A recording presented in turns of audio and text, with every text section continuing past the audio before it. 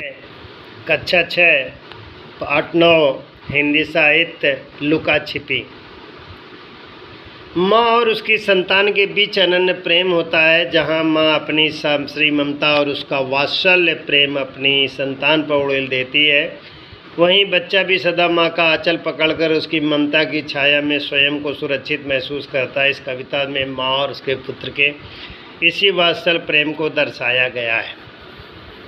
कविता इस प्रकार है, प्रश्न संख्या 86 की। यदि मैं शरारत करूं, फूल बनकर चंपा के पेड़ पर जा खिलूं, किसी भोर बेला में डाली पर हिलने डुलने लगूं, तब तो माँ तुम मुझसे हार जाओगी।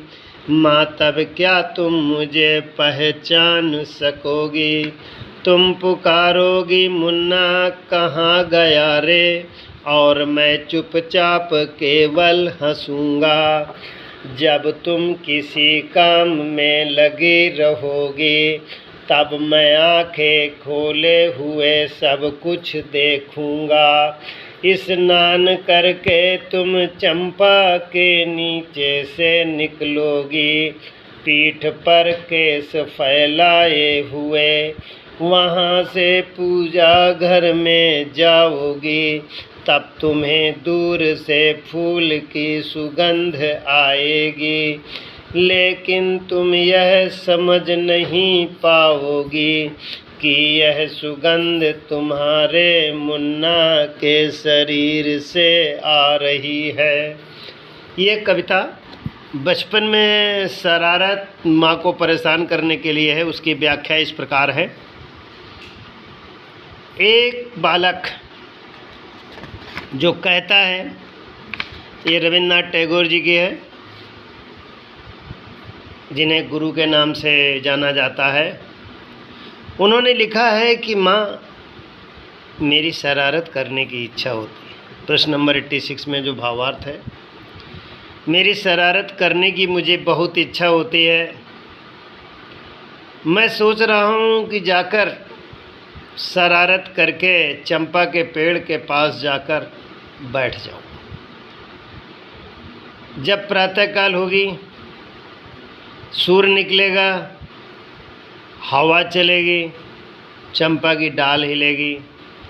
हिलने पर धीरे धीरे धीरे धीरे फूल पर भी प्रभाव पड़ेगा। बोले तब माँ मुझे खोजते खोजते खोजते खोजते मुझसे हार मान लेगी। माँ मुझे पहचान नहीं पाएगी। जब पहचान नहीं पाएगी, माँ बेवहल हो जाएगी। तब माँ सोचेगी, अरे भाई मुन्ना कहाँ गया। वो पुकारेगी मुन्ना मुन्ना मुन्ना मुन्ना मुन्ना मुन्ना मुन्ना।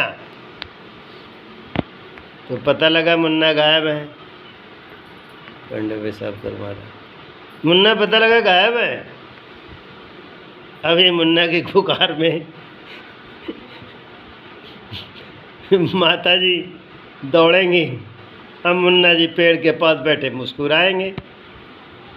इस पैराग्राफ में पहला प्रश्न इस प्रकार बनता है कि शरारत कौन करने को तैयार है। दूसरा प्रश्न बनता है कि चंपा के पास कौन जाना चाहता है। तीसरा प्रश्न में किसका वर्णन किया गया है। प्रातःकाल का वर्णन किया गया है कि सायंकाल का। चौथा प्रश्न इस प्रकार है, कौन हार मान लेगा। पांचवा प्रश्न है कि प्रस्तुत कविता में क्या नाम कहकर पुकारा गया है। और छठवां प्रश्न है कि कौन हंसेगा। इस तरीके से है। शब्दार्थ भी शरारत, भोर और बेला का लिखा जा सकता है।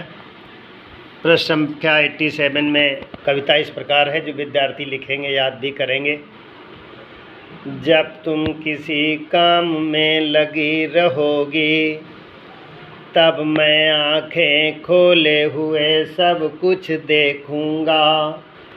स्नान करके तुम चंपा के नीचे से निकलोगी पीठ पर केस फैलाए हुए, वहाँ से पूजा घर में जाओगी, तब तुम्हें दूर से फूल की सुगंध आएगी, लेकिन तुम यह समझ नहीं पाओगी कि यह सुगंध तुम्हारे मुन्ना के शरीर से आ रही है।